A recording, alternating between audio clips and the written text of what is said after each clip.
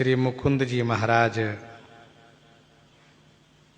किस प्रकार से आश्रम बनाकर भी आश्रम के मोह से रहित थे। देखो, देह गेह में आसक्ति नहीं होनी चाहिए। अध्यात्म मार्ग के पथिक का यही मतलब होता है। शरीर के प्रति ममता हो, घर के प्रति ममता हो, आश्रम के प्रति ममता हो, तो साधना में कमी है, ऐसा समझना चाहिए। अनासक्त भाव से रहना चाहिए संसार में। तो श्री मुकुंद जी महाराज से एक संत जी ने कहा कि आप आश्रम हमें दे दीजिए। कहा लो गुरु भाई आप रखो, और चल दिए। रास्ते में राजा के घोड़े को जीवित कर दिए, तो राजा ने पहले से और अच्छा आश्रम बनवा दिया। नाम है श्री वृद्ध व्यास जी का। बानी परम पुनीत व्यास सी जग दुखहारी, वृद्ध व्यास गुरु संत भक्त सहजई उपकारी। ये सदगृहस्थ भक्त है, ये संतों के प्रति अपार निष्ठा है। घर में कन्या के विवाह के लिए संपत्ति संग्रह किए थे, वस्तु संग्रह किए थे। इसी भी सूचना मिली कि गुरुजी के आश्रम में उत्सव हो रहा है। गुरुजी के आश्रम में उत्सव हो रहा है, यह जान करके इन्होंने सभी वस्तु ले जाकर के गुरुजी के चरणों में समर्पित कर दिए। परिवार के लोगों ने कहा विवाह कार्य कैसे संपन्न होगा। उन्होंने कहा चिंता मत करो। फिर दोबारा देखा तो सबके सब वस्तु ज्यों के त्यों रखी हुई है। इस प्रकार से भगवान के प्रति विश्वास। श्री जगन जी, जगन भक्त सम जग नहीं, श्री गुरु साधु भक्त सेवा जस जग मगी रहो, ज्ञानी जीवन मुक्त। श्री जगन जी बड़े सिद्ध संत थे। इनकी गैया चोरी चली गई, चोर गैया को ले गया। चेला बड़ा दुखी हुआ, गैया को चोर ले गया। बताओ भगवान का भोग दूध का कैसे लगेगा। बहुत दुखी हुए, और उसी दुखी अवस्था में चेले ने आकर गुरुजी से कहा, जगन जी से, गुरुजी बड़े दुखी थे चेलाराम। कहा गुरुजी, एक नामदेव जी संत थे जिन्होंने मरी हुई गौ को जीवित कर दिया, और एक आप हमारे गुरुजी हो कि बताओ गाय को चोरी करवा दिए। बड़े नाराज हुए गुरुजी पर। इतने बड़े सिद्ध कहे जाते हैं, सबको आशीर्वाद देते हैं, आश्रम के गैया चोरी करवा दिया। तो गुरुजी ने कहा अरे काहे लड़ते हो हमसे, जाओ गौशाला में देखो तुम्हारी गैया है कि नहीं, फिर आके लड़ना। जाके देखा तो गैया बंधी है और पागुर कर रही है। अगर गुरुजी को प्रणाम किया, जय जय गुरुजी, गलती हो गई, क्षमा कर दीजिए। गुरुजी ने कहा पहले देख सुन लिया करो, तब झगड़ा किया करो। श्री कपूर जी नाम के भक्त हुए। कपूर जलाने से खुशबू होती है। इनके यहाँ खूब संत आते हैं, संत सेवा करते हैं। एक संत जी आए जिनके पांव में बीमाएं फटी थी। अच्छा, सर्दी काल में प्रायः लोगों के पांव में बीमाएं फट जाती है। ये बेचारे बड़े दुखी हुए कपूर जी। इन्होंने कहा महाराज आप जूता पहन लिया करिए, आपके चरण को देख करके मुझे बड़ा कष्ट हो रहा है। तो संत जी ने कहा सुनो, मैं जूता पहनता, लेकिन मेरा संकल्प है 1000 साधु का भंडारा कर लूंगा, तब मैं जूता पहनूंगा। कपूर जी ने कहा यही बात है। कहा ठहरिए। 1000 संत के भंडारे का आयोजन कराया, संतों का भंडारा हुआ, इन्होंने जूता पहनना शुरू किया। ऐसे अनुरागी कपूर जी। बाहुबल जी, एक भक्त हुए बाहुबल जी, इनका नाम ही बाहुबल है। जहां ये रहते थे उस राजा के राज्य पर एक विरोधी ने हमला कर दिया। ये बेचारे घबरा करके इनकी शरण में आए। तो बाहुबल जी ने कहा राजन चिंता मत करो। कहा महाराज सेना वो देखो आ गई है। तो बाहुबल जी ने अपना हाथ उठाया, ऐसे दबा दिया, वो सेना वहीं खड़ी रह गई, आगे बढ़ ही नहीं पाई, स्तंभित कर दिया।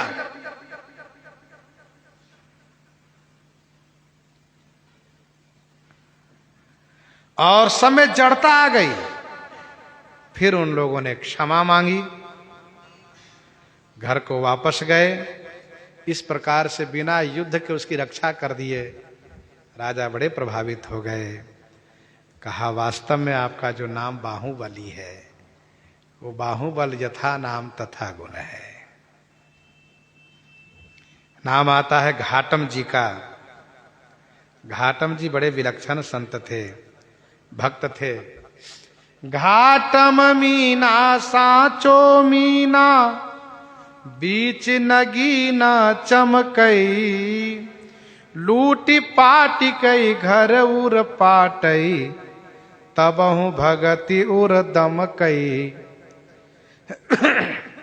घाटम मीना साचो मीना, मीना जाति के घाटम थे और ये लूट पाट करके अपना घर परिवार का भरण पोषण करते थे, लेकिन फिर भी इनकी भक्ति चमक गई। आश्चर्य है, संतों की कृपा हो जाए, भगवान की कृपा हो जाए तो बुरे लोग भी बहुत अच्छे हो जाते हैं। नगीना की तरह ही चमकने लगे है। एक दिन जंगल में लूटपाट कर रहे थे। एक संत जी को घेर लिया। संत जी ने कहा बच्चा क्या कर रहे हो तुम? कहा मेरा काम ही यही है लूटपाट करना। ऐसा?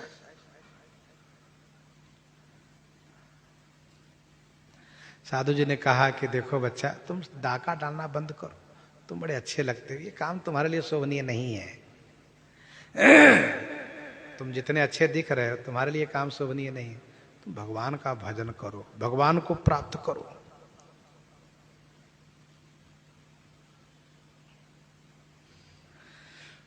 तुम चेला बन जाओ, वो झमेला छोड़ो, परिश्रम करो, मेहनत करके कमाई करके घर को भरण पोषण करो। तो संत जी बड़े पहुंचे हुए थे, उनकी बात उनको छू गई। उसने कहा महाराज लूट पाट करना यह हमारी पुश्तैनी पेशा है। अब ये हमारे कई पुरखों से परंपरा चली आ रही है, इसको हम कैसे छोड़ देंगे? हमारे पिताजी मरते मरते कह गए थे बेटा ये हमारी पेशा है, ये धंधा है लूटपाट करना, इसको छोड़ना मत। तो महाराज पिताजी की बात को हम कैसे छोड़ दें, इसलिए लूटपाट हम रोज करते हैं। ऐसा लेकिन एक बात है, ये काम मैं करता रहूंगा, लूटपाट करता रहूं और फिर आप जो कहें मैं वो भी करूंगा। मतलब हमारी जो पारिवारिक पेशा है, ये पूर्वजों द्वारा ये परंपरा है, ये लूटपाट हम करते रहें, इसको मत रुकवाइए। बाकी जो आज्ञा दीजिए हम वो करेंगे, आपके चेला बन के रहेंगे हम।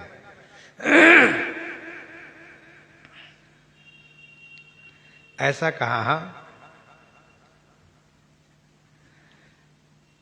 तो संत जी ने कहा एक काम करो, तुम रोज सत्य बोलोगे, झूठ कभी नहीं बोलोगे। कहा हाँ ये हो जाएगा, मैं झूठ नहीं बोलूंगा। दूसरा काम, साधु की सेवा करोगे, जो भी साधु मिल जाए उनको भोजन कराओगे। कहा ये भी करूंगा, झूठ नहीं बोलूंगा, साधु सेवा करूंगा। 2 काम। और तीसरा काम कहा भगवान को भोग लगाकर ही खाना। ऐसा कहा। चौथा काम कहा भगवान की आरती कहीं भी हो रही हो, भगवान की आरती कहीं भी हो रही हो किसी मंदिर में, तुम वहां खड़े हो जाना। आरती का बड़ा महत्व है, आरती में खड़े हो जाना। बाकी तुम अपना काम करते रहो। 4 काम करना। झूठ मत बोलना, झूठ मत बोलना कभी भी नहीं। कहा बिल्कुल ऐसा ही होगा। साधु की सेवा करना वो भी करूंगा, भोग लगा के खाऊंगा और आरती में खड़ा हो जाऊंगा। कहा ठीक है। चारों को इन्होंने बड़ी दृढ़ता से ग्रहण कर लिया। ये साधु बाबा सच्चे पारस के समान थे, सचमुच इनको छू करके इनको सोना बना दिया। अब इन्होंने कहा कि हमारी मजबूरी है, हम लूटपाट नहीं छोड़ सकते, लेकिन 4 काम हम जरूर करेंगे।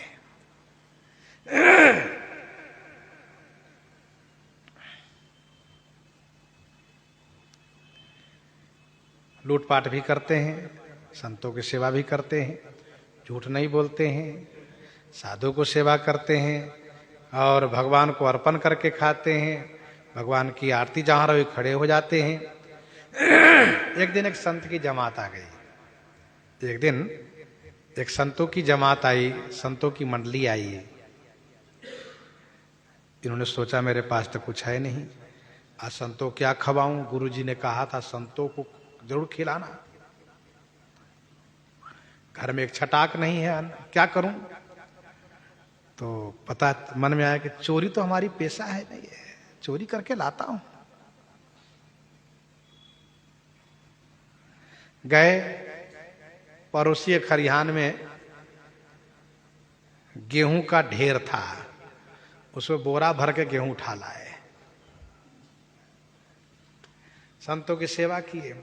अब सोच रहे हैं कि गेहूं भर के तो हम ले आए, अब उसको लगेगा कि गेहूं की चोरी हुई है तो यही सोचेगा कि यही घाटम ने चुराया है,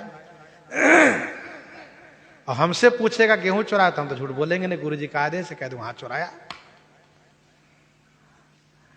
इस प्रकार सोच ही रहे थे कि एकदम से बादल घिरने लगा और 10 मिनट के अंदर ही अंदर बादल घिर आया। बहुत तेज से हवा आई, हवा बहुत तेज से चली और थोड़ा थोड़ा पानी गिर गया तो घाटम जी के पांव का निशान मिट गया।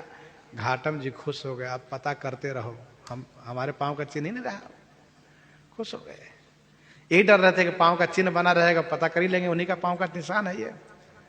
वो मिट गया और इतनी तेज हवा चली, इस प्रकार से बूंदा बूंदी हुई कि गेहूं उठाया तो वो सब भी लगभग बराबर हो गया, सबका हिसाब।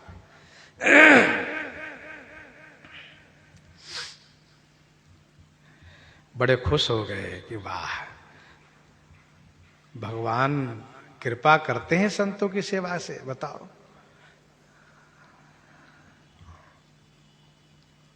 श्री रघुराई भय सहाई सेवा, भय सुहाई संकट आए केहि न बचावे, जाने दई दुहाई। समझ लिया कि भगवान सबके उरपुर में बसते हैं। एक दिन की बात है, पता चला कि गुरुजी के आश्रम में उत्सव होने जा रहा है, तो सोचा गुरुजी की सेवा में मुझे क्या देना चाहिए, कुछ है ही नहीं मेरे पास, क्या लेकर जाऊं। बहुत चिंता हुई इनको। इन्होंने फिर क्या किया, फौजी का वेश बनाया और फौजी का वेश बना करके राजा के घुड़शाला में प्रवेश कर गए। तो जो घुड़शाला के रक्षक थे उसने पूछा कौन हो आप। कह रहे मैं चोर हूं। गुरुजी का आदेश से झूठ मत बोलना, कहा मैं चोर हूं। तो उन रक्षकों ने समझा ये मजाक कर रहे हैं, ये कोई बड़े अधिकारी हैं, फौज के सेना के कोई बहुत बड़े अधिकारी हैं और हमसे कहते चोर हैं। अच्छा ठीक है, जाओ ठीक है, चोर हो तो कोई बात नहीं। गए और जो राजा का सबसे विशेष घोड़ा था उसको खोल लिए, उस पर बैठ के चल दिए। तो लोगों ने यही माना कि राजा का विशेष सेनाधिकारी है, घोड़ा ले जा रहे, राजा मंगवाए होंगे। लेकिन ये लेकर चल दिए और चल करके जब चल दिए तो चलते चलते वहां पहुंचे जहां मंदिर में एक जगह आरती हो रही थी। तो घोड़े को वृक्ष में बांध दिए, पेड़ में बांध दिए, आरती में खड़े हो गए। इधर ये हुआ कि घोड़ा गया कहां, राजा ने मंगवा घोड़ा कहां गया। तो कहा कि एक फौजी आए थे। कहा कौन फौजी। पता चला फौज में से कोई फौजी गया नहीं, सेना में से। तो बेचारे घबराए कि वो तो कह रहा था कि हम चोर हैं और हमने माना कि अधिकारी है। वे खोज करो, सब खोजने लगे, चारों तरफ खोज किए। तो ये तो पता था कि घोड़ा इस दिशा में लेकर गया है। तो लोग दौड़ते हुए आए, दूर तक आए तो पता चला घोड़ा जो है वृक्ष में बंधा हुआ है। और ये महाराज जो चुरा कर लाए हैं घाटम जी, मंदिर में आरती स्तुति का आनंद ले रहे हैं। स्तुति पूरी हुई, दंडवत प्रणाम हुआ, चरणोदक प्रसाद लिए। सिपाहियों ने कहा आप घोड़ा चुरा कर ले आए हो। कह रहे मैंने तो कहा ही था कि मैं चोर हूं, घोड़ा चुरा कर ले आया हूं। सही बात है, झूठ क्या बात है। कहा लेकिन घोड़ा जो था वो श्याम था, सफेद कैसे हो गया। कहा इस बात को हम भी नहीं जानते, श्याम घोड़ा सफेद कैसे हुए हम नहीं जानते हैं। फिर तो पकड़ के ले गए राजा के पास। राजा से इन्होंने सारी बातें कही। जब सभी बातें कही तो राजा को बड़ा प्रेम जगा इनके प्रति, घाटम जी के प्रति। और इन्होंने फिर बहुत धन संपत्ति दिया गुरु जी की सेवा करने के लिए। इस प्रकार से घाटम जी गुरु जी की आज्ञा पालन करते हैं, झूठ नहीं बोलते हैं, और कभी भी बिना भोग लगाए नहीं खाते हैं। मंदिर की आरती में खड़े होते हैं, साधु की सेवा करते हैं। एक दिन इनके मन में बड़ा शोक हो गया। बैठे बैठे सोचने लगे इतना दिन हो गया भगवान हमको दर्शन नहीं दिए। तो रोने लगे। रोते हुए ऐसा कहने लगे, कैसा। पहले तो मैं यूं ही खाता, अब नहा कर खावा छा। गले में माला माथे तिलक, थारे निमित्त लगावा छा। मिहाने तो ये ता करी दीना, थाने की ना काई। घाटम दास जात का मीना, तारोगे की नाई। अब इस प्रकार से उलाहना देना शुरू किए। बताइए हम पहले बिना नहाए खाते, तब नहा के खाते हैं। अब कंठी माला, कंठी धारण किए, तिलक लगाते हैं। आपके लिए हम इतना सब कुछ किए, गुरु जी ने जो कहा सब मान लिए। झूठ नहीं बोलते हैं, साधु सेवा करते हैं, मंदिर में आरती में खड़े होते हैं, और आपको भोग लगा खाते, लेकिन अभी तो दर्शन नहीं दिए। ये बताइए हमको कभी आप अपनाइएगा कि भी नहीं। इस प्रकार से जब रोते हुए इन्होंने कहा, असुन के भोरी भारी बानी, प्रगट भय घन श्यामा। दर्शन करिके भयो मगन मन, भक्त चरित अभिरामा।